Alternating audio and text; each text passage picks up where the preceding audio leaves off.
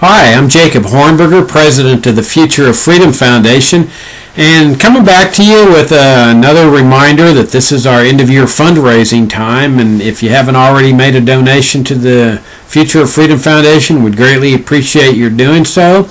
You're reminded that all the donations are tax deductible, and we depend on your support for what we're doing. In the past 23 years that I've been running FFF, people periodically have asked me, why don't you guys, give a more palatable message to the mainstream? In other words, why don't you compromise or water down your message? And our answer has always been the same. It's because principles matter. I mean, once you start violating your principles, then what do you have left? And one of the beautiful things about libertarianism is its consistency of principle. Many years ago when we were first starting FFF, one of our VIP donors, a guy that was giving us $1,000 a year, which was a lot of money in the first 2 or 3 years when we were getting started. It still is a large amount of money for us. He called me and he said, Jacob, I want you to do an op-ed promoting vouchers that we can hear circulate where I live.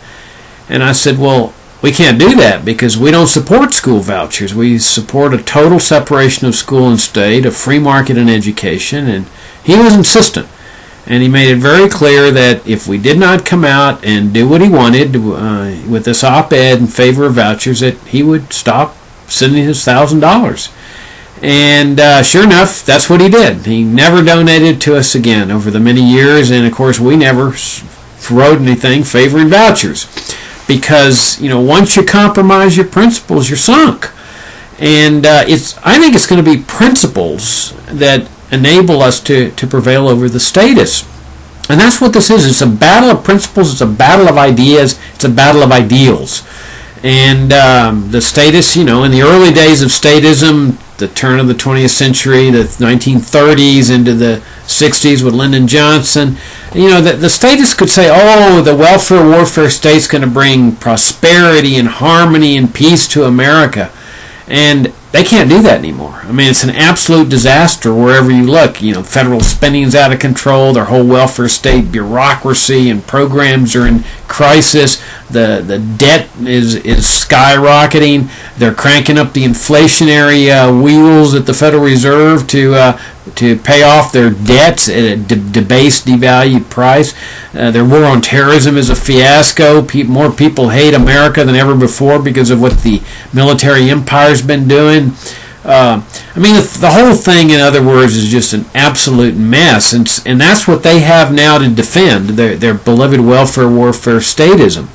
Well, we have something to offer people with our vision of free markets and a limited government republic. We can genuinely offer higher standards of living and peaceful and harmonious relationships with the people of the world.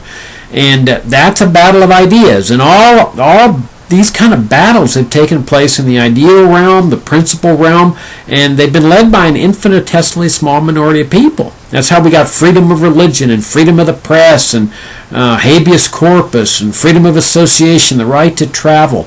It's because a small, committed number of people believed in these ideals and refused to compromise them. And that's what we've got to continue doing. We've got to keep battling for economic liberty, the right to keep and bear arms. You can see that that's coming under assault again.